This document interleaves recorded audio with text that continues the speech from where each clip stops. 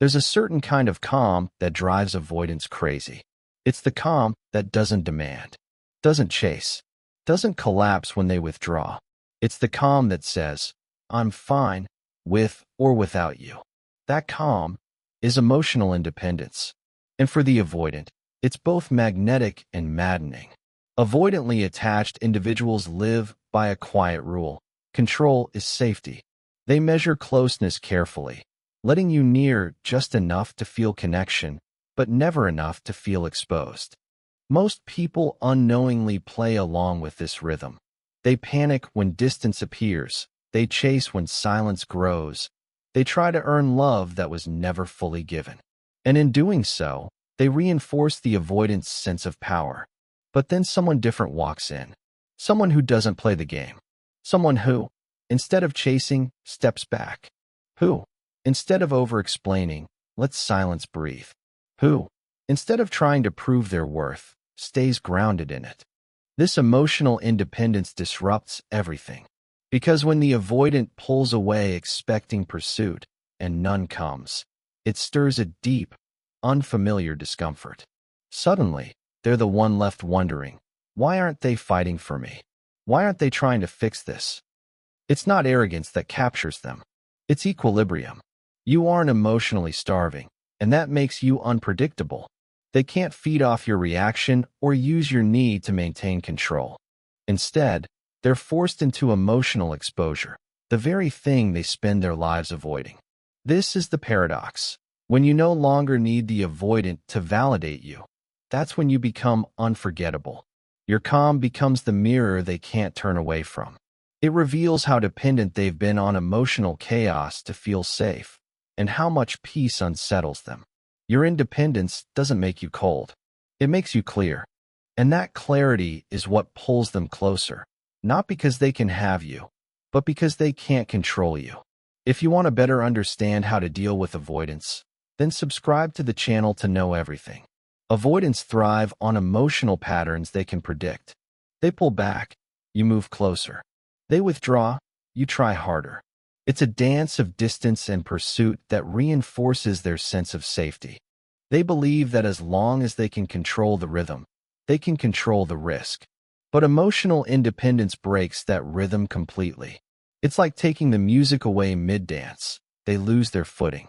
You see, when you're emotionally independent, you don't take their withdrawal as rejection. You take it as information. You don't beg for reassurance or try to change their behavior. You simply adjust your distance to match their energy. And in that quiet adjustment lies power, not the kind that dominates, but the kind that disarms. For the avoidant, this unavailability feels dangerous, not because you're unavailable in a manipulative way, but because your stability removes their leverage. They can't provoke your anxiety. They can't rely on your fear of loss to keep the dynamic alive. Instead, they're met with calm indifference, and that indifference feels like a mirror showing them everything they run from. At first, they might tell themselves they don't care. They'll rationalize, detach, convince themselves they're fine without you. But that's the lie they've always used to protect themselves. The truth? When your peace doesn't break, their curiosity begins to grow. They start to think about you, not because you chase, but because you didn't. That's when the chase begins. Not a loud, desperate chase, but a quiet pull, one that shows up in subtle gestures, a random message, a comment, a sudden check-in. It's their way of testing if they still exist in your world. And when you respond with grace instead of need, it confuses them even more. You're not angry. You're not pleading. You're simply there, unbothered. In that space, you become unforgettable because emotional independence doesn't feed their fear. It awakens their respect. For most people, distance creates fear. For the avoidant, it creates safety until it doesn't. When you stop chasing, stop explaining, stop trying to fix the disconnection, something unusual happens inside them. The distance they once used to protect themselves starts to feel heavy, hollow, uncomfortable. Avoidants are used to having the upper hand emotionally. They believe that if they pull away, you'll come running. That if they stay silent, you'll fill the silence. It's how they maintain emotional control without appearing cold. But when you don't react, when you quietly accept the space instead of collapsing into it, the very tool they used for safety begins to backfire. Now, they start to feel the void. The quiet they once craved begins to echo with your absence. It's not that they suddenly crave constant connection. They're still wired to fear too much closeness. But your lack of pursuit awakens a kind of curiosity, even longing. You've stepped out of the emotional equation, and for the first time, they can't predict your next move. Avoidants don't chase chaos. They chase balance that feels unreachable. When you embody that balance, emotionally centered, unattached to outcome, you become a mystery. A calm contradiction they can't solve. They start to ask questions they've never needed to ask before. Do they still care? Have I lost them? Why does this feel different? That questioning is the spark of desire. Not just romantic desire, but emotional intrigue, the kind that pulls them out of their comfort zone and into self-awareness. You didn't manipulate them into wanting you. You simply stopped reinforcing their fears. You stopped rewarding their distance with attention. This is when the chase begins internally. They might not show it outwardly, avoidants rarely do, but their thoughts turn toward you more often. They replay conversations. They scroll through your messages. They notice your silence the way they once demanded yours. And that's when something quietly shifts. Distance no longer equals control. It equals loss. Avoidants are not afraid of people. They're afraid of losing control in front of them. Every withdrawal, every silence, every delayed reply is an act of emotional regulation disguised as indifference. Control is their anchor, the way they avoid feeling helpless, dependent, or rejected. But when they meet someone emotionally independent, that anchor starts to loosen, not because you pull on it, but because you don't. Your calm is a quiet rebellion against their patterns. You don't try to make them open up. You don't dramatize their distance. You let things breathe. You let them be. And that calm, that simple ability to stay grounded when they retreat, terrifies them more than confrontation ever could. Because emotional independence does something their fear never prepared them for. It removes their script. They know how to handle emotional intensity. They can pull away from neediness. They know how to handle anger. They can disappear into silence. But what they don't know how to handle is peace. Someone who doesn't react. Someone who refuses to make their withdrawal personal. Someone who sees their detachment clearly and still doesn't chase. To the avoidant, your calm feels like exposure. Suddenly, they're no longer in control of the emotional temperature. They can't regulate by withdrawing because you don't follow the rulebook. You aren't playing. And in that stillness, they see their reflection, the fear, the insecurity, the loneliness that their control used to mask. Avoidants often crave calm, but when they encounter it authentically, it shakes them. Because true calm reveals how chaotic their inner world really is. You become a mirror they can't look away from, not because you provoke them, but because you don't. This is where attraction deepens into obsession. Your steadiness becomes the emotional gravity they can't escape. It represents everything they secretly want, and everything they don't know how to keep. Your calm doesn't chase them. It invites them. And that quiet invitation is what shatters their illusion of control. Avoidants spend most of their emotional life running, not from others, but from themselves. Every withdrawal, every delayed message, every carefully constructed wall is less about you and more about avoiding what they feel inside. Their distance is protection, not punishment. But when they meet someone emotionally independent, that protection stops working. Because you don't fight their silence, you reflect it. Your emotional steadiness becomes a mirror. It doesn't accuse, it doesn't chase, it just shows. And what it shows them is themselves. They start to see how often they vanish to feel safe, how they use control to avoid intimacy, how their fear of losing autonomy keeps them from ever truly connecting. And because you don't push them into this realization, you simply hold your ground. It lands deeper than any confrontation could. Avoidants aren't used to that kind of reflection. They expect others to absorb their behavior, to react emotionally so they can retreat and feel justified in doing so. But you don't react, you respond. You observe. You stay centered.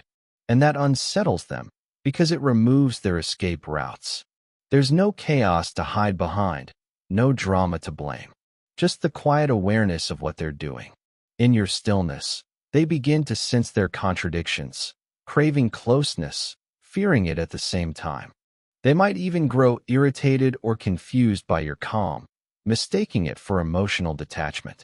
But beneath that irritation lies fascination. Because deep down, they recognize something they've never known. Someone who can love without losing themselves. Your independence shows them what maturity looks like, what emotional regulation without withdrawal feels like. It challenges everything they've used to survive emotionally. And that's why you become unforgettable. You don't threaten their autonomy, you redefine it. You show that closeness doesn't mean control, that intimacy can exist without pressure, and that connection can feel safe, if they allow it. In this reflection, many avoidants experience something rare, self-awareness.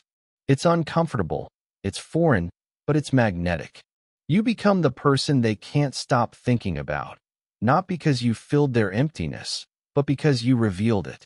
Respect. It's the emotion avoidants rarely expect to feel in relationships, yet it's the one that changes everything. Most people, in their desperation to keep the avoidant close, abandon themselves. They compromise, overextend, explain, and forgive too quickly, hoping the avoidant will see their devotion as safety. But for the avoidant, that kind of devotion reads as pressure. It confirms their belief that love equals responsibility, and responsibility equals loss of freedom. That's why emotional independence strikes differently. When you don't beg for love, when you don't perform for approval, when you treat their silence as information instead of injury, they feel something unfamiliar: respect. Avoidants crave admiration more than affection. They're drawn to strength, to people who hold their own emotional ground. When you demonstrate that you won't chase what retreats or settle for crumbs, it triggers a new kind of attraction, one that isn't built on tension, but on dignity. They start to realize that you don't need them, you choose them. And that difference is everything. Needing someone threatens their autonomy. Being chosen by someone who doesn't need them affirms their value. It tells them, you're wanted, but not possessed. That nuance is rare for avoidance, and it disarms them completely. Your quiet boundaries, the way you don't text twice, don't over-explain, don't try to fix the emotional gap, communicate something stronger than words ever could. I value myself, and I value peace. That self-possession draws them in because it speaks a language they secretly understand: freedom. You give them space without resentment, attention without demand, connection without control. And for someone used to equating love with suffocation, that feels revolutionary. Respect is what transforms attraction into pursuit. Because in a world full of emotional noise, the person who respects themselves becomes a rarity, a steady signal in the chaos. And for the avoidant, who spent a lifetime running from emotional dependency, that signal becomes magnetic. Your independence doesn't just make them curious, it makes them care. Not out of guilt or need, but out of genuine recognition that what you have within yourself is something they've been missing all along. The shift is subtle at first. A message here, a casual question there.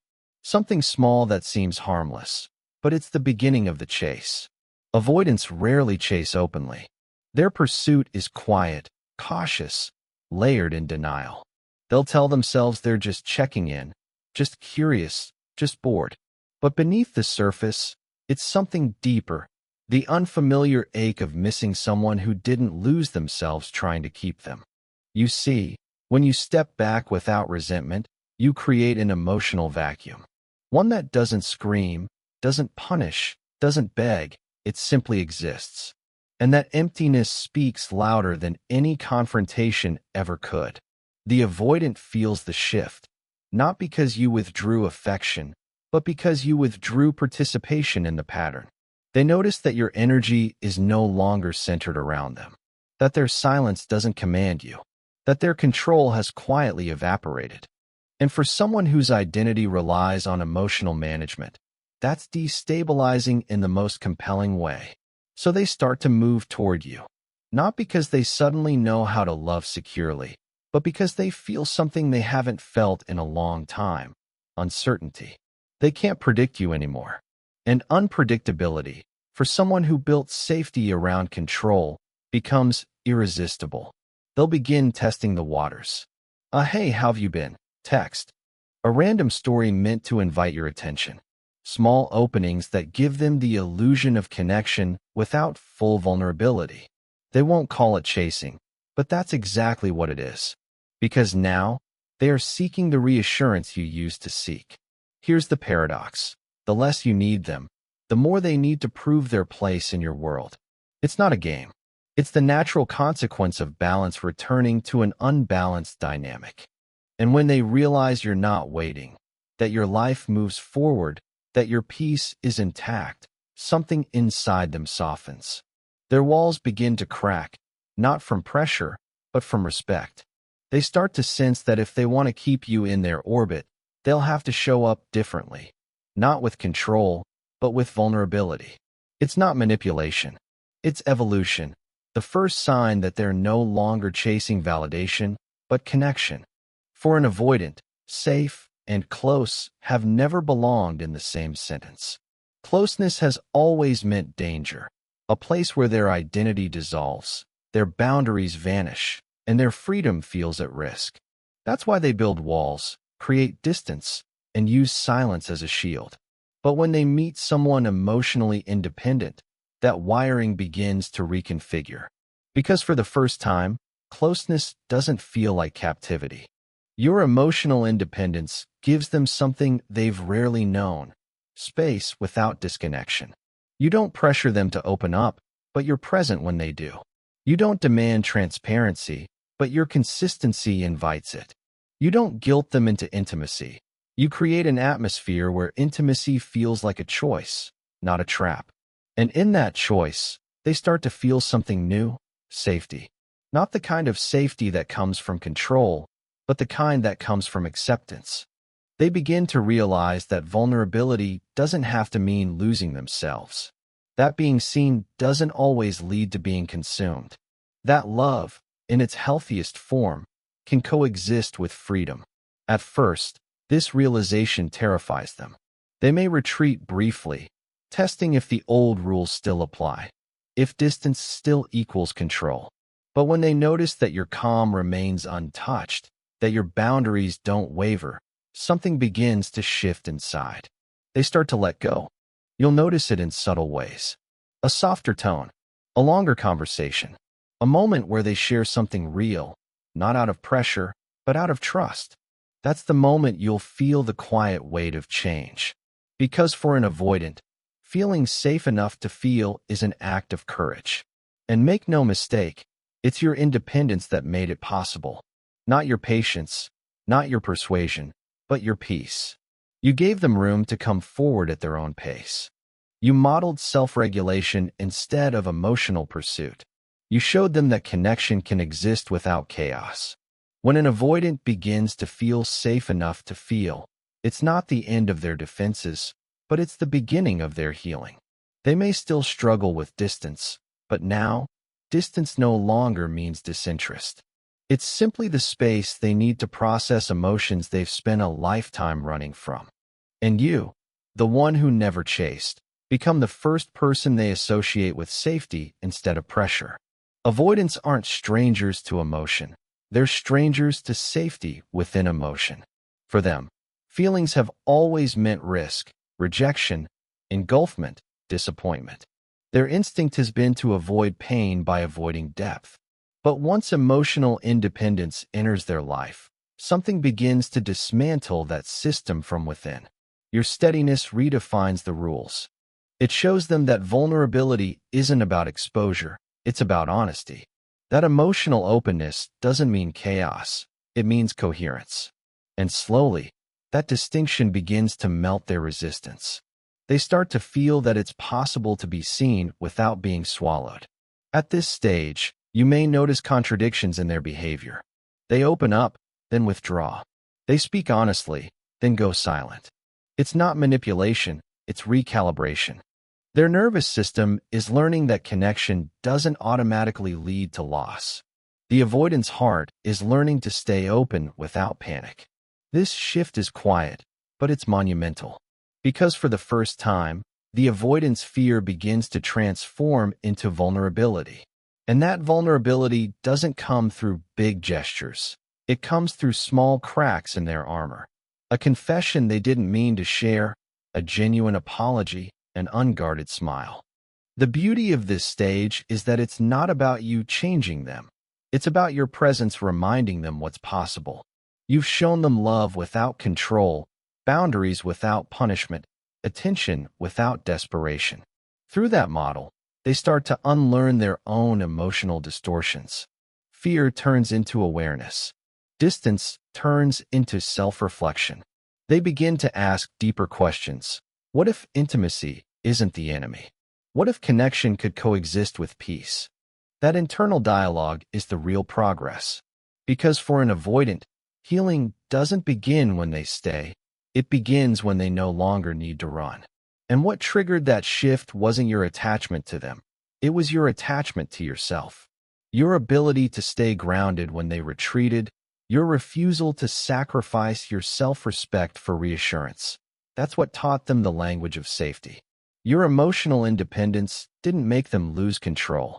It helped them find it in a new way, not through distance, but through trust. There comes a point when the avoidant stops running. Not because they've conquered their fear of intimacy, but because something about you made the chase unnecessary.